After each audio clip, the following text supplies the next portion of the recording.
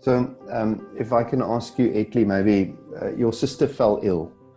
Take me to the months, maybe, and the time ahead of when you guys got the news, the things that you guys were working through. What happened? What was her illness?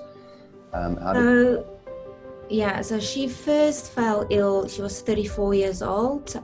She gave birth to a second child, and at birth, they noticed a polyp. And after the birth, they asked her if they can, go in and have a look and see if it's cancerous, and then it was cancerous. So she was then diagnosed with colon rectal cancer, but they went in after 6 months because she asked, can she just breastfeed first and just recover after the birth. So 6 months afterwards, they removed the polyp. And she was clear after that for almost 3.5 years. Nothing. She went for a regular checkups, and there was nothing until 3.5 years later. So 37 years old. And then she was diagnosed with aggressive liver cancer, stage 4.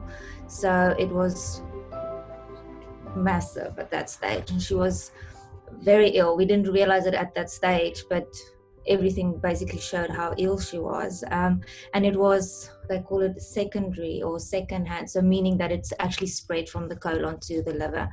So yeah, 37 years old and diagnosed with cancer. One of the cancers that they actually they didn't give her much time in that sense. Immediately put her on the treatment plan, started chemo, which they gave her 4 times the strength of the usual chemo dose that they would give, because she was so young and because she was so healthy and fit, really. She responded really well for the first 4 months, so that her count was almost 4,000, and it came down to 18, which was amazing. And a normal person's count is about 15. So, in terms of that, you could almost say she was 99% healed.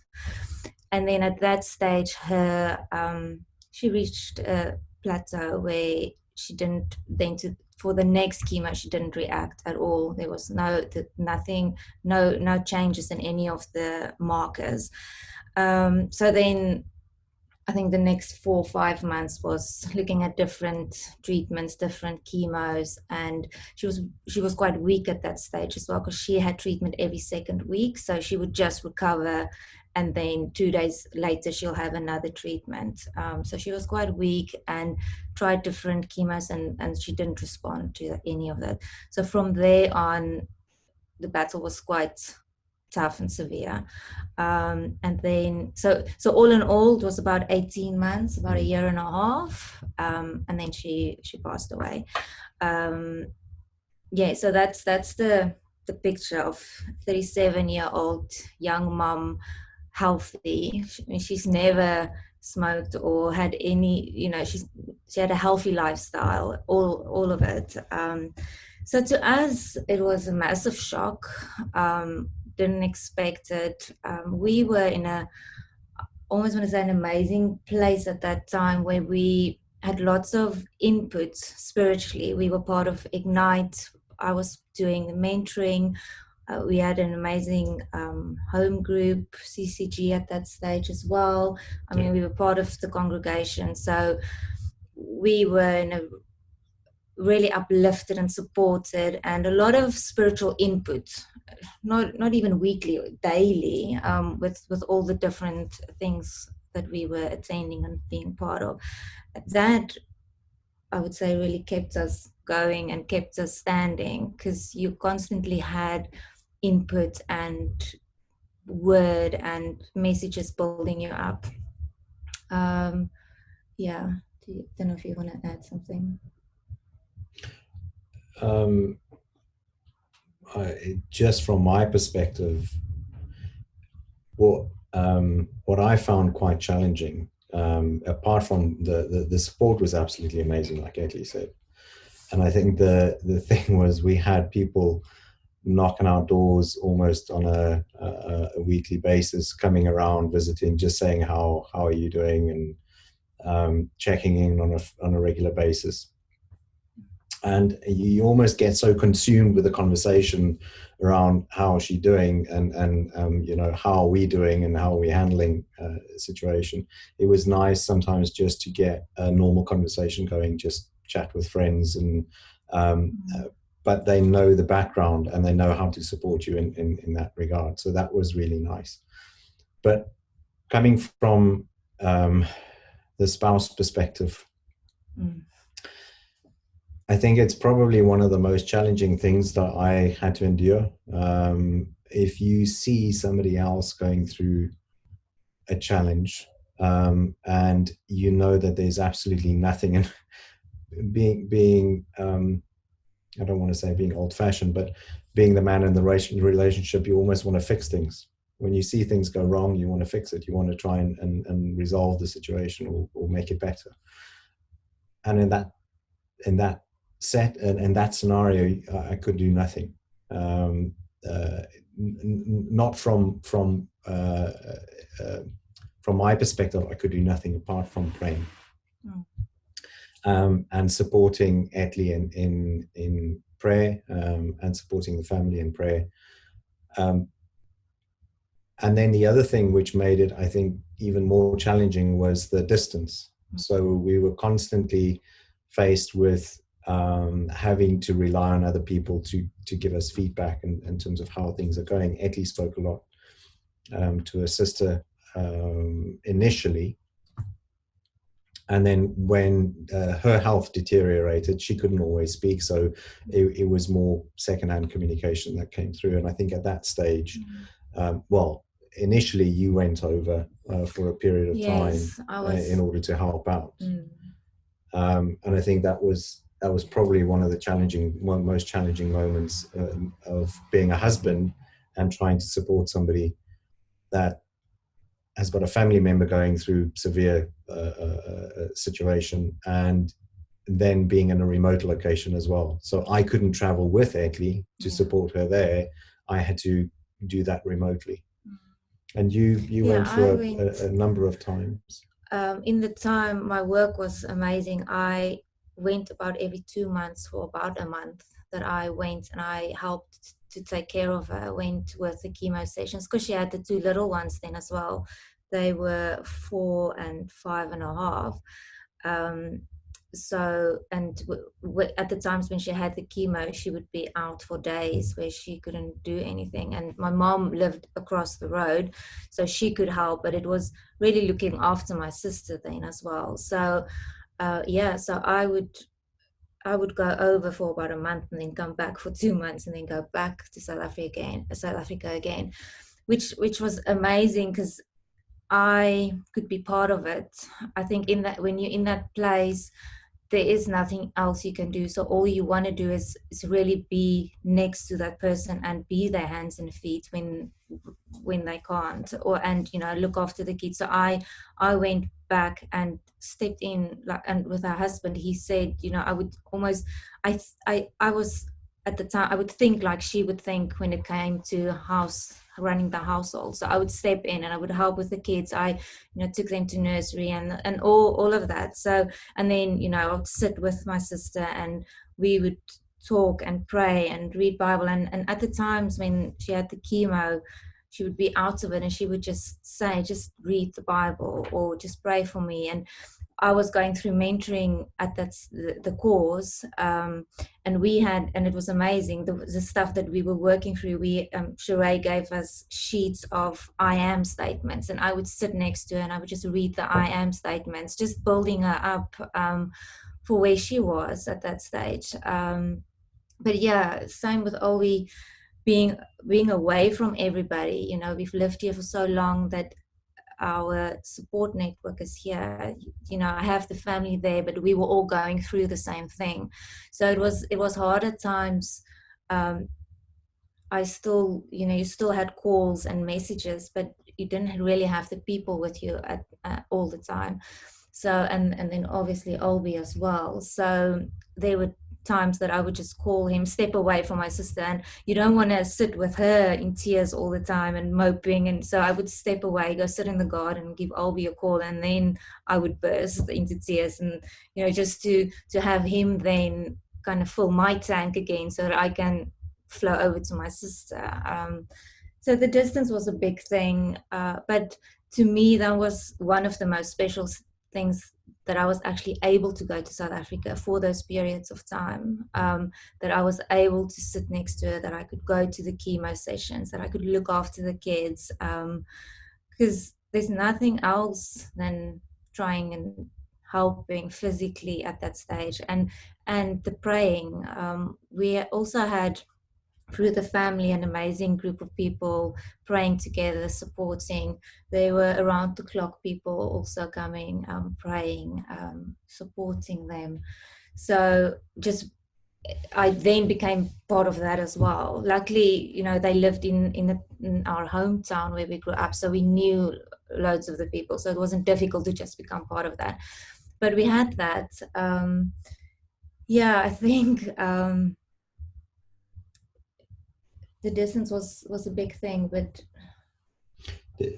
the other thing that made it also challenging is we were expecting at that stage. The last bit, we were expecting our firstborn, so it was a mixture of emotions during that time. You were elated that you were expecting a child, and I know for Etly particularly that was very challenging, because she would often chat to her sister and in the conversations talk about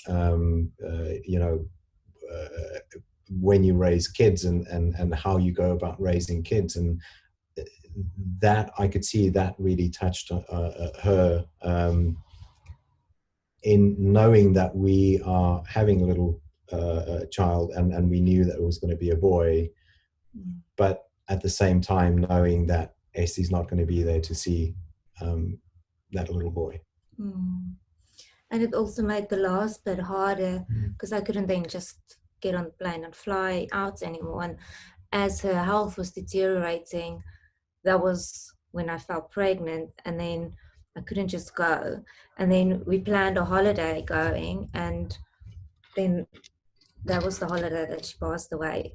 Again, blessing in the sky that we were actually there, but which made it hard. You're so excited about the new life, but in the same time you can't share that. So that added complexity, I think it made the whole situation. You were, on the one hand, you constantly thinking about the new little life, and on the other hand, you constantly faced with death. And at the same time, I was worried, and I think Etly in the back of her mind, and I know her family particularly, were worried that the trauma might have an impact on her pregnancy. So we were really worried about that at the same time. So there was a lot of prayer going into the pregnancy and seeing the pregnancy through, and that there's nothing happening. And lo and behold, I mean, we've got a beautiful, beautiful little boy running around, testing me that the prayers were answered. So in some degree, we're talking about facing death and praying and wanting to see healing, wanting to see restoration, and at the same time also wanting to see preservation of life in an unborn child. And we did see the one, but we didn't see the other one. Which was a massive challenge in our faith. You can pray for two things, and the one happens and the other one doesn't. And I said to Albie, a big thing that really shocked me was, for a big part of it, I was really believing in God for what he could do rather than who he was.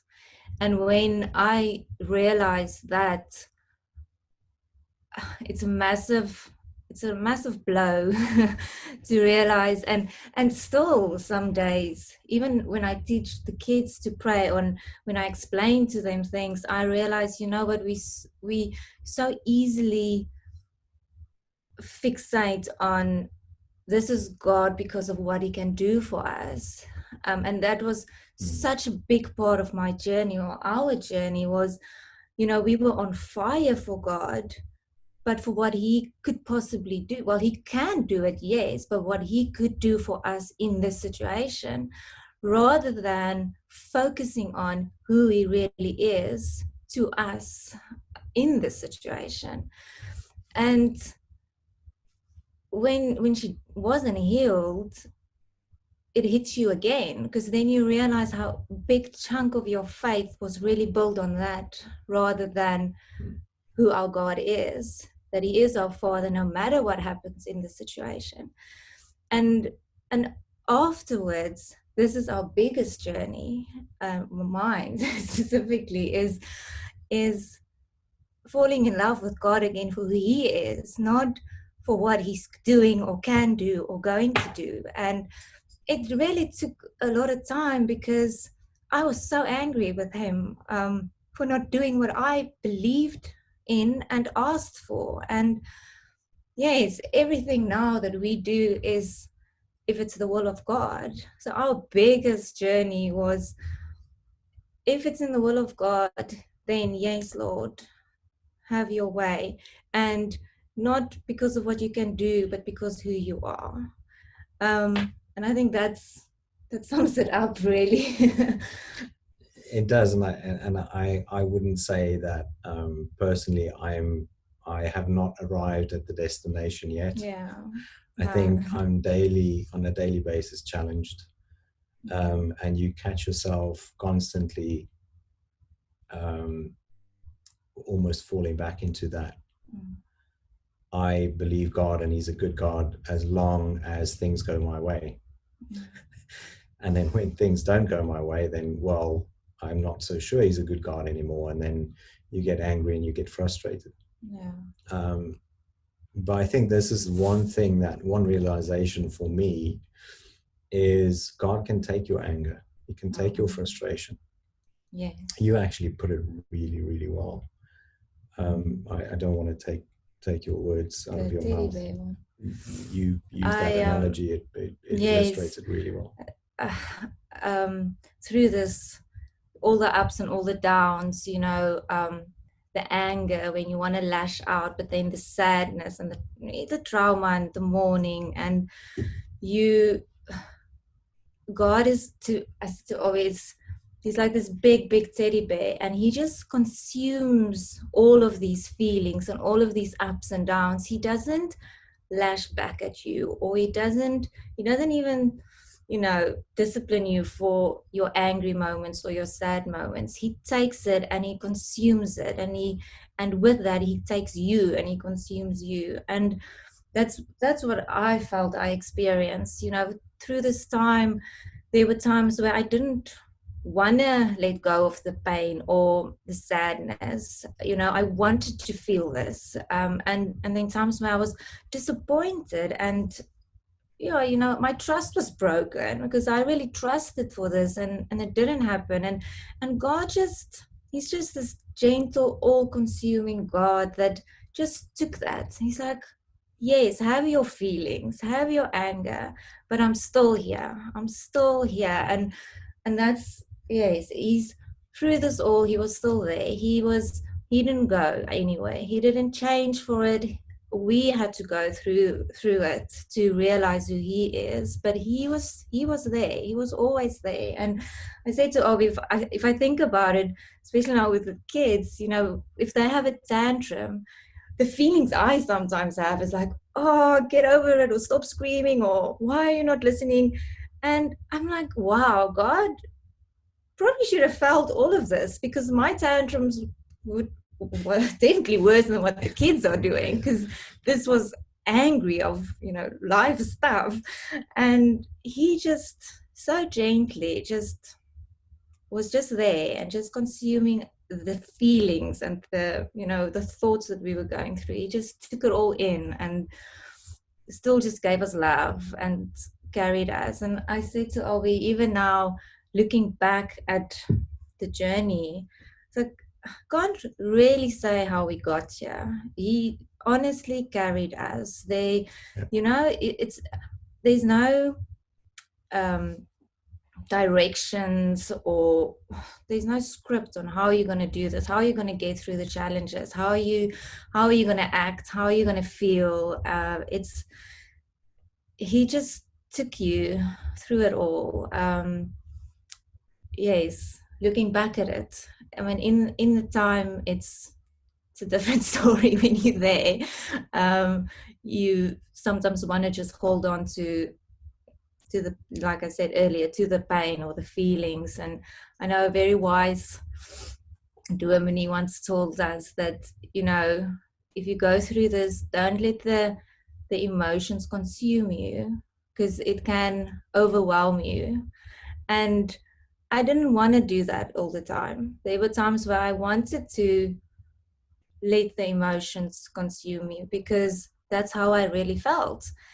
But I can also see the danger of that, because you can definitely fall into a really difficult place if you hold on to that. But if you choose to throw that at God, throw it at him, because he will just consume it and he'll give you love back and he'll be there for you. You don't always see it at the time, though.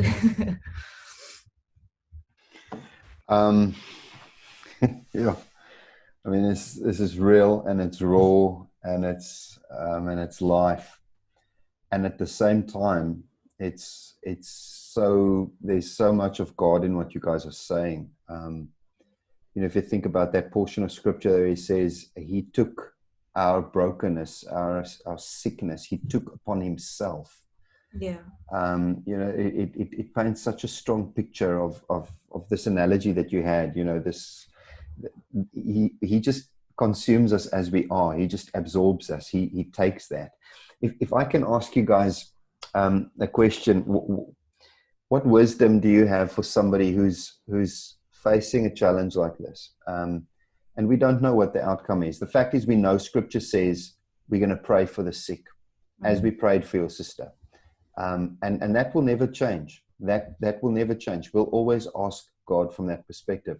But if somebody's facing a challenge and they're watching this video, what wisdom, what scripture did you guys maybe, or something that you can say, listen, I want to encourage you with this? I think something that Albie early on said, I don't know if that's, was, if not God, then what? You know, then it's yourself. How do you face this by yourself? And even afterwards, you said it again. You're disappointed or angry, and what if you give up on God? What else do you have? You know, and to me it was always like, wow, okay, if I'm not angry at God and I want to give up, what else? There's nothing else. You know, he is the I am. And to me that was quite a one that I could understand it. It was easy for me to think, okay, well, if I don't trust him, if I don't ask him, if I don't have faith in God, then what else? Then it feels empty. Then it feels way too then. So yes. Yeah, I think you can then get wrapped up and consumed by the flurry of emotions, where and especially the anger and frustration and disappointment and those things. And I think from my side, there were a number of scriptures, and I'm struggling to think of one particular one now, but one of the things that I felt all the way through is, and it's in line with what Etly said now, is yes, I'm angry. Yes, I'm frustrated. Yes, I'm sad. I'm seeing the person I love going through an extremely difficult time. because of a family member that is suffering. And this is the other thing, is more than anything else, I think it's the suffering part. It's seeing somebody in a really, really difficult situation, and it's a slow process. And day by day, you can see it's going in the wrong direction. It's not going in the direction that we want. That part where I mentioned to her, if not God, then what are you gonna let the emotions take over? Are you gonna invest your energy and your time in that? If not that, then what else do you have? And I was angry and I was frustrated, and believe me, I vented my anger towards God several times over. I had numerous journeys back and forth where I had to go and drop Etly off at the airport, and then return on my own. I had lots of nights where I sat wondering how she's doing, praying for her, but also being frustrated in not being able to help out.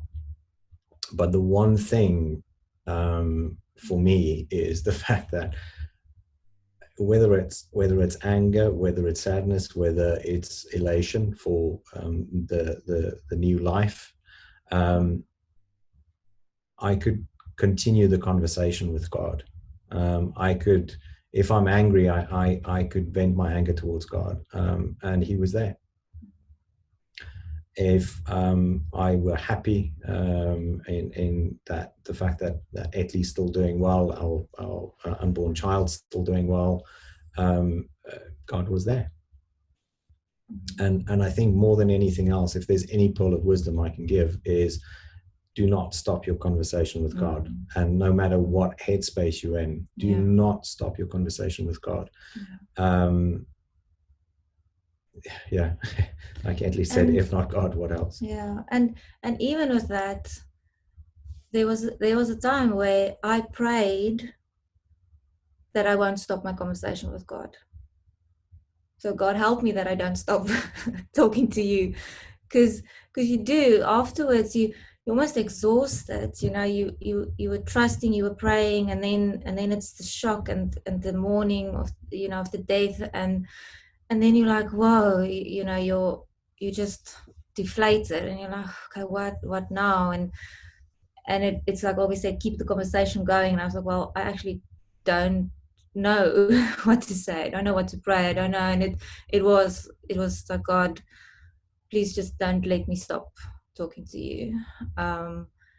Which is important, because you slowly start building up a wall. You build this wall, and if you don't ensure that you keep the space between you and God and conversation flowing, you can easily fall in that place where you don't want to talk, or you're too angry to talk, where if you're angry, then you're at least still talking to Him. And it was really for me praying that we're going through this, God, let it be worth something. Let it change us through this. I don't want to go through this and not learn something or grow from it or build my relationship with you.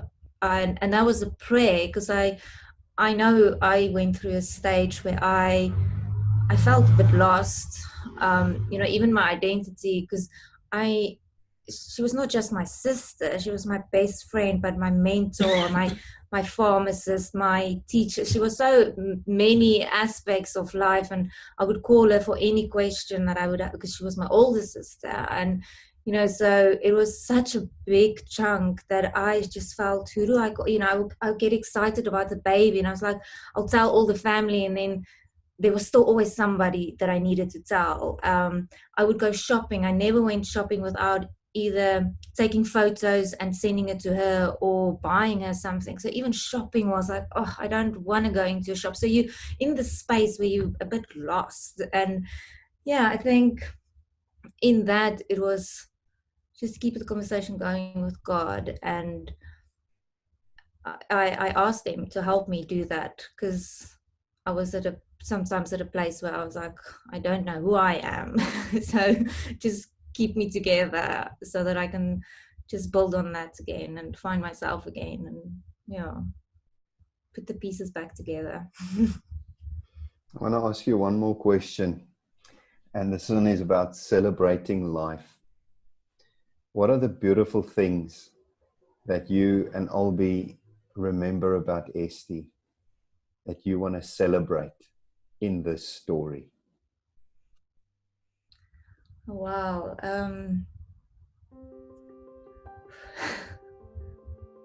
Where to start? Well, she, her faith, even till the last day, she didn't give up on God. Being the one that was ill, she was so excited. To be alive. She every day, lived to the complete utmost. And she touched so many people's lives. Even being ill, she radiated life. And I'd still tell the kids, I completely believe Samuel did meet her, because he was still baby. Well, he was unborn, but I believe his spirit met her. So he knows when I talk about her. But yeah, Esty to me was, I don't know, such an amazing example of faithful person. She loved God, and she was really excited to meet him one day. So, yes, I don't know if you... So, I met Etly over here in London, so I didn't spend a lot of time with the family, and I didn't know Esty for that long period, and it was only the few visits that I went back. But I think one of the things that clearly struck through every single time that you're there is her servant attitude. She's always ready to serve, always ready to help out, always ready to pray, always ready. Wash your feet. And when you said what is the thing that we remember about Esty, on our wedding night, actually, or on the wedding morning, she actually came around and she washed our feet. She was the one that literally as a act of servant did that, just to say that, welcome to the family, and also this is my gift to you. She's always there to serve. She's always there to care for. She's always there in that capacity, and I think that was absolutely lovely. And just judging by the sheer number of people when she fell ill that did not cease to pray, did not cease to come around and visit, did not cease to support, and phone calls, and you could see the absolute impact that she had was very, very widespread. And kindness. That for me is one of the things I'll always remember about her. She really celebrated life. It was a beautiful thing, and I can definitely, if you think of her, you think colors and happiness and celebration, definitely.